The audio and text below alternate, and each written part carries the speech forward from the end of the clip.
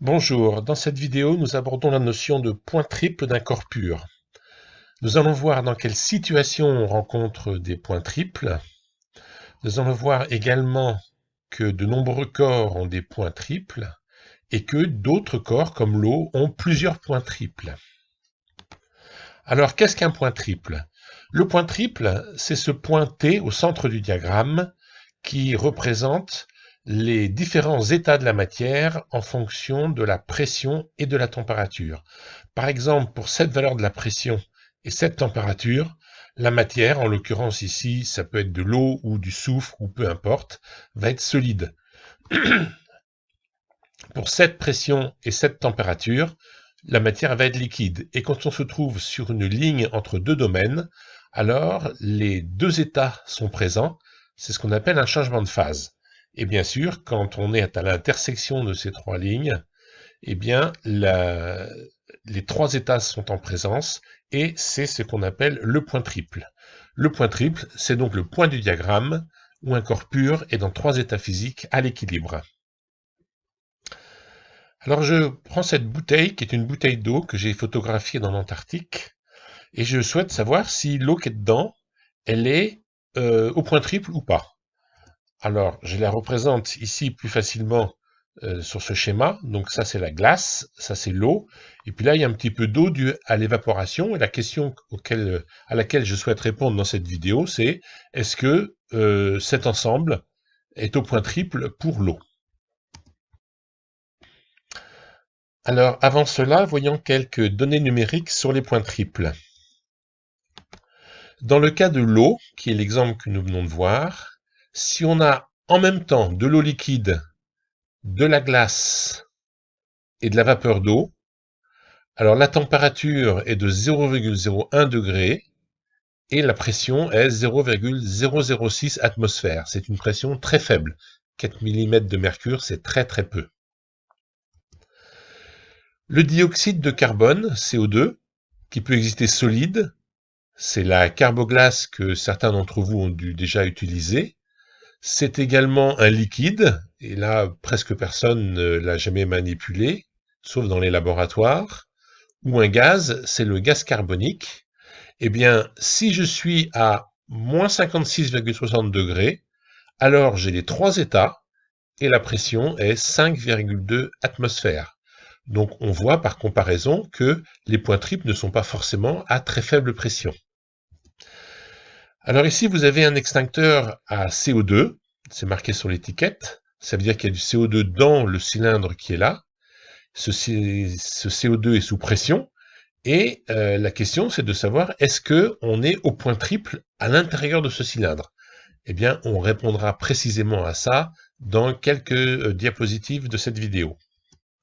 Et finalement, l'azote, qui peut exister solide, donc ça les gens l'ont rarement vu, l'azote liquide, qui est plus fréquemment observé, surtout dans les laboratoires, et l'azote peut-être gazeux comme dans l'atmosphère, eh bien, si vous voulez avoir les trois en même temps, il faut être à moins 209,87 degrés et vous aurez une pression de 0,124 atmosphères. Donc, on voit la grande variété des valeurs numériques qui correspondent aux différents points triples de plusieurs corps pris en exemple. Alors, je reprends ma bouteille avec un glaçon, avec de l'eau, et puis un petit peu d'eau en phase gazeuse qui résulte de l'évaporation ici de l'eau et de la glace. Et la question c'est est-ce qu'on est au point triple? Alors s'il y a de l'évaporation, eh bien cette eau d'évaporation va s'en aller, ce qui signifie qu'on n'est pas à l'équilibre. Or, le diagramme du corps pur est un diagramme d'état à l'équilibre. Donc on n'est pas à l'équilibre dans ce cas-là. Donc il faut au moins fermer la bouteille. Donc si la bouteille est fermée, alors la question se repose et on peut se dire, bon voilà, l'eau ici, est-ce qu'elle est pure? Oui, c'est de l'eau liquide, on va considérer qu'on a mis de l'eau pure. La glace ici, ben oui, on l'a faite à partir d'eau pure, donc la glace, c'est également H2O pure. Mais ici, dans la phase gaz, qu'est-ce qu'il y a? Eh bien, il y a de la vapeur d'eau et de l'air. Donc la phase gazeuse n'est pas un corps pur. Et donc, l'ensemble n'est pas à strictement parler un corps pur. Donc, puisque la phase gazeuse n'est pas encore pure, il faut réfléchir à cette situation un peu différemment. En particulier, la phase gaz, qui n'est pas pure, contient en fait une pression partielle d'eau. Eh bien, cette pression partielle d'eau, ça va être 0,006 atmosphères, qui est égale à la pression qui est caractéristique du point triple. Donc, si on change un petit peu notre définition et qu'on dit dans le diagramme d'état, ce n'est pas la pression totale, mais la pression partielle, alors ma bouteille est au point triple. Est-ce qu'on peut avoir H2O seul en phase gaz? Eh bien, c'est possible. Vous avez votre glaçon ici, votre eau, l'ensemble est à 0 degré, plus précisément 0,01 degré dans un récipient, et on est sous une cloche qu'on appelle cloche à vide, parce que ici, on n'a pas de fuite au bord de la table, et qu'on peut faire le vide dans la cloche. Eh bien, si on fait le vide dans la cloche, eh bien, on est dans une situation différente du glaçon ici, où il y a de l'eau liquide, et de la vapeur d'eau autour, puisqu'on est dans une boîte grise ici. Eh bien, c'est quoi la différence entre ces deux situations, qui sont deux situations au point triple? Eh bien, ici, la pression totale, c'est 0,06 atmosphères, mais là, c'est la pression partielle de l'eau qui vaut 0,006 atmosphères. Et donc, dans les deux cas, mais dans un cas, c'est pression totale, dans l'autre cas, c'est pression partielle, eh bien, on est au point rouge ici, qui est le point triple. Alors maintenant, je vais considérer quels sont les changements d'état au point triple. Alors, vous avez de l'eau solide et de l'eau liquide, donc il y a ce phénomène de fusion et de solidification. Donc, on a ce changement d'état. Mais on a également un changement d'état entre le solide et le gaz, et entre le liquide et le gaz. Donc, au point triple, vous avez trois changements d'état simultanément présents. Voyons d'autres points triples. Donc, on a vu que pour le dioxyde de carbone, le point triple ici était pour les conditions moins 56,6 degrés, 5,2 atmosphères. Eh bien, dans cet extincteur qui est à 20 degrés, eh bien, le liquide est également à 20 degrés à l'équilibre. Il n'est donc pas à moins 56,6 et donc à l'intérieur du cylindre, nous n'avons pas le point triple. En revanche, nous avons 20 degrés, qui est cette température ici, et donc nous avons une pression qui est supérieure. Ce qui veut dire que à l'intérieur de ce cylindre, si je regarde ce point, j'ai du liquide et du gaz, et pas de solide. Peut-on avoir quand même du solide? Alors on va dire oui, il suffit de refroidir l'extincteur.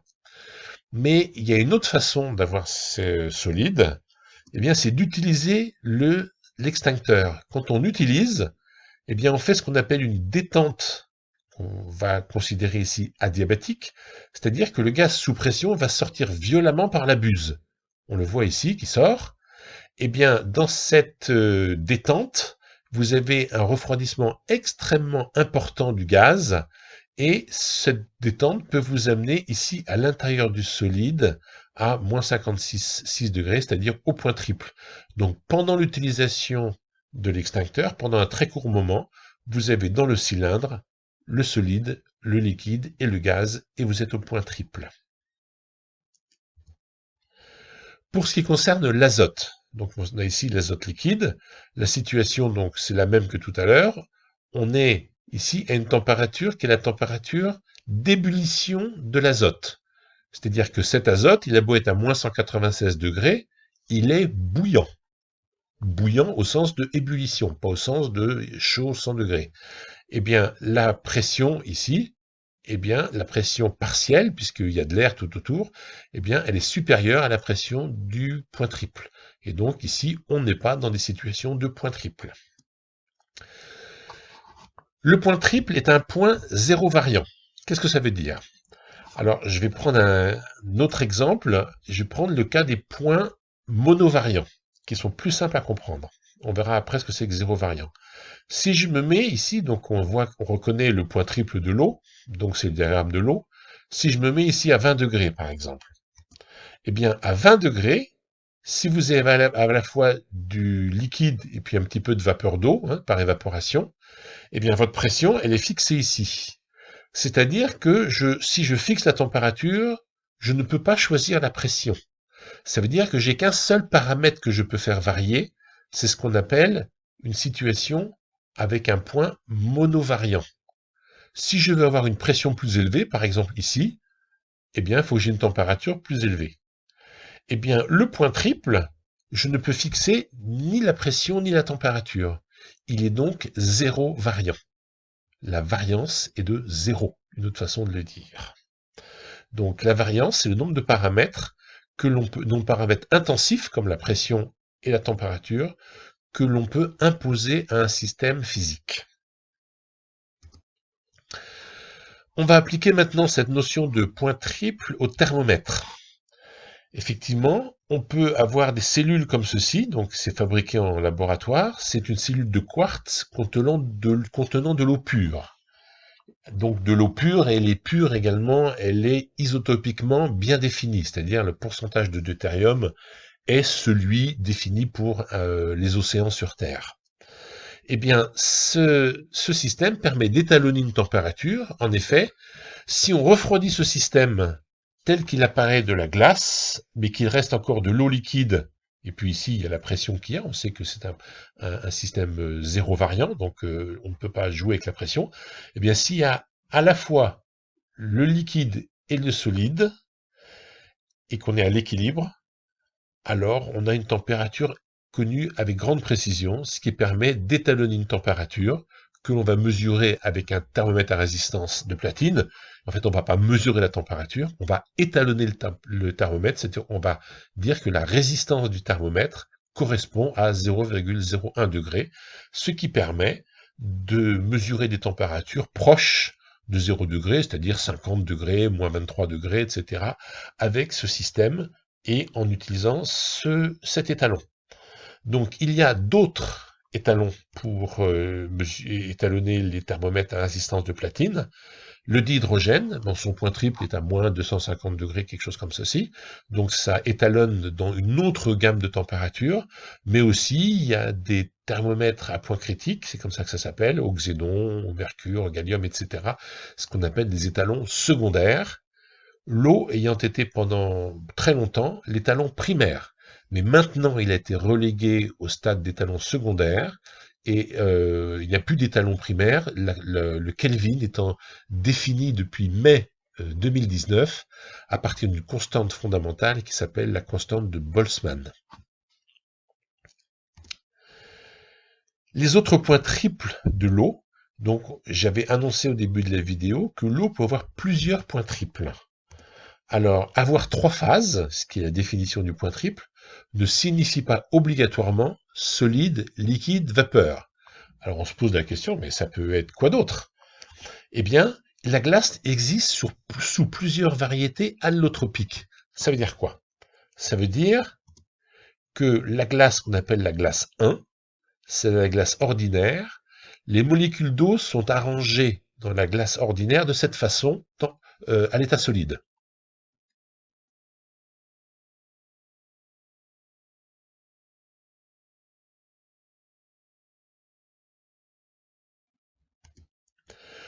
Il existe également une glace qu'on appelle la glace 3. En fait, il y a une dizaine de glaces. Ça, c'est la glace 3. Et on voit que les molécules d'eau sont arrangées différemment de celle de la glace 1.